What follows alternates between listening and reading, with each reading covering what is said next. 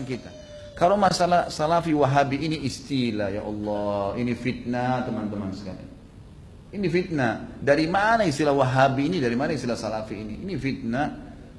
Setiap sebagian teman-teman kita yang berpegang pada sunnah Nabi SAW sering mengatakan kita kembali kepada pemahaman salaf. Pemahaman salaf maksudnya sahabat. Salaf itu orang terdahulu. Dikatakan pesantren salafiyah, pesantren yang dulu, tradisional, gitu kan. Jadi itu pemahaman kembali kepada salaful ummah. Hanya itu. Begitu dikatakan kembali kepada salaf sahabat, oh ini kelompok salafi namanya. Nisbatkan. Dari mana ini penisbatan ini, gitu kan?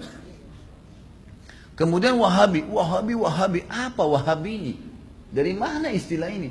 Ini keluar dari mulut orang-orang yang tidak bertanggung jawab. Kalau kita lihat cirinya orang wahabi, yang dianggap wahabi orangnya berjenggot, jalankan sunnah Nabi. Kalau sholat ke masjid, istrinya pakai tutup aurat.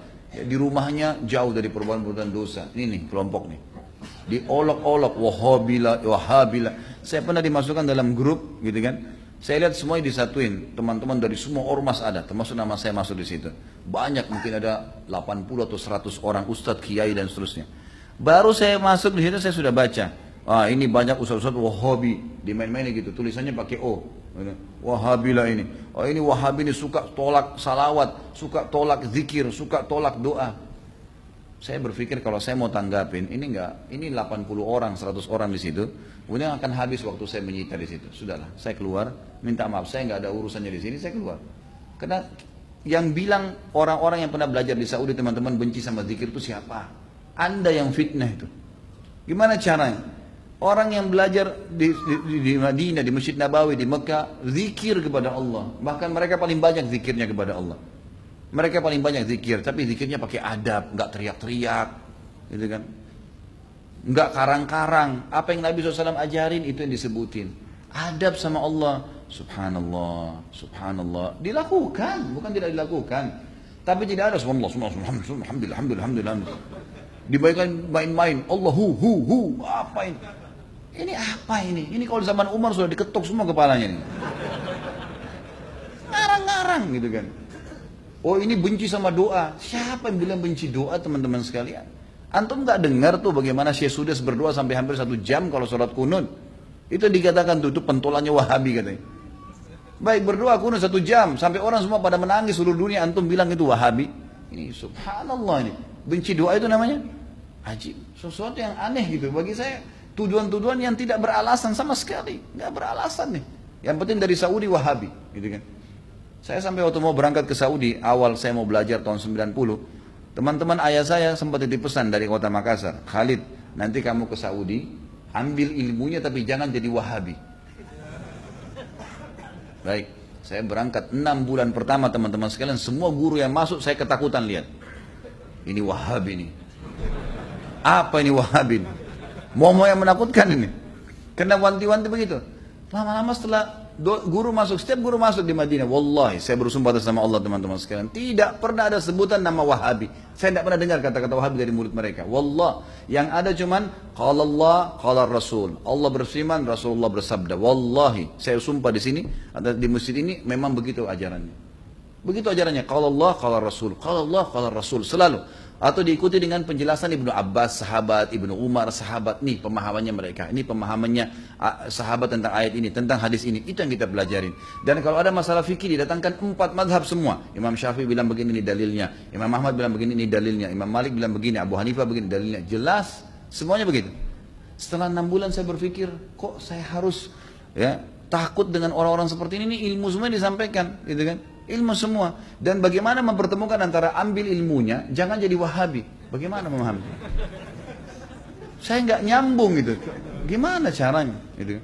Teman-teman sekalian, saya kasih jawaban secara akal sehat. Rasulullah SAW lahir di mana? Di Mekah. Ya, 13 tahun fase turunnya ayat-ayat Makkiyah di mana? Di Mekah. Baik, setelah itu Nabi SAW hijrah ke Madinah. Berapa tahun Nabi di Madinah? 10 tahun. Sampai meninggal kan? Kuburannya ada di sana. Demi Allah, Mekah sama Madinah markas Islam. Ada orang mengatakan itu markas Wahabi, markas ini tempat Nabimu lahir dan mati. Kok gimana sih? Lalu dikatakan itu ajarannya tidak benar, yang sesat. Padahal kalau kita duduk di majelisnya ulama, Ini Rasulullah bersabda, ayat Al-Quran dalam surah ini. Selalu itu, silakan saya tantang siapapun teman-teman sekalian.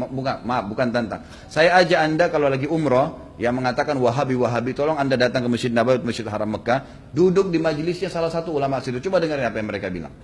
Coba jangan, atau mau bertanya silakan. Pasti mereka jawab, hukumnya kalau Allah berfirman surah ini. Rasulullah bersabda begini. Itu isinya. Itulah yang mereka bilang Wahabi. Ini kemurnian agama teman-teman sekalian. Dan kalau anda tidak pertahankan kemudian agama, lalu siapa yang mau pertahankan? Ini aneh sekali gitu. Ini luar biasa, sebenarnya harus diluruskan. Mudah-mudahan Allah berikan hidayah ya. Banyak orang Islam yang tidak faham, ya, dia kukunya masih panjang, sholatnya masih Senin Kamis, ikut-ikutan Wahabi juga. Bukannya belajar, bukannya nanya, malah ikut-ikutan. Ini fitnah di tengah-tengah kaum muslimin. Kata Nabi SAW, Yahudi terpecah 71 golongan. Nasrani 72, umatku 73, semuanya di neraka. Mampir neraka dulu, nanti masuk surga iya. Kecuali satu, nggak pakai lewat neraka masuk surga. Kata para sahabat sudah tanya, siapa itu ya Rasulullah? Apa kata Nabi? Yang berpegang pada sunnahku dan sahabatku. Nah ini yang selalu ditunjuk Salafi, Wahabi, ini yang selalu berkata Rasulullah bersahabat. Ini orang yang berpegang pada kemudian Islam. Teman-teman sekalian, berhenti dalam masalah istilah-istilah seperti ini. Ini bahaya, memperpecah umat dan macam-macam. Saya lihat beberapa di cuplikan YouTube saya, ada kata-kata di bawah. Oh ini pentulannya Wahabi nih. Ah ini mungkin ISIS nih. Nah ini mungkin ini nih. Ah ini mungkin ini nih. Padahal orang itu tidak kenal saya. Bagaimana pertanggungjawaban dia hari kiamat di depan Allah? Coba nuduh saya. Bisa ketemu sama saya minta maaf nggak? Kalau nggak ketemu, gimana coba? Saya bisa maafin, tapi dalam hukum Islam, kalau seseorang memfitnah saudaranya Muslim, menuduh sesuatu yang dia tidak punya ilmu, kan itu. Sudah dimaafin pun pada orang yang melakukan, orang-orang yang sedang difitnah, tetap hukum syar'i dia harus minta maaf. Kalau tidak, saya dapat pahala karena memaafkan, dia tetap dihukum sama Allah karena masih belum minta maaf. Variabelnya begitu kan, hukumnya begitu. Orang mencuri, kemudian dia tidak kembalikan haknya orang, tetap dihukum, nggak bisa. Maka teman-teman berhenti dari fitnah ini. Kita ikut-ikutan. Ini dikatakan teroris, oh kita juga ikut-ikutan teroris semua. Ini garis keras, ini kita katakan garis keras. Belajar. Kita punya mata bisa melihat, telinga bisa mendengar, hati bisa berpikir, bisa merenungi. Dengar dong dulu, gitu kan? Apa yang disampaikan? Kalau disampaikan benar, terima. Kan itu. Teman-teman yang dituduh dengan istilah ini hanya betul-betul kembali kepada kemudian Al-Quran dan Sunnah. Itu. Coba hadiri pengajiannya pasti selalu kalau Allah, kalau Rasul. Kalau Allah, kalau Rasul. Ini ajaran Islam teman-teman. Gak pernah ada perkataan kata kiai saya, kata guru saya, kata gini, kata gitu. Gak pernah. Anda boleh ikuti ceramah saya, kalau saya pernah katakan ini kata si fulan ini sudah jauh. Kalau Allah, kalau Rasul. Ada tanggapan ulama yang merincikan mungkin atau menyampaikan, itu mungkin. Ini Allahu a'lam. Mudah-mudahan Allah perbaikin keadaan muslim.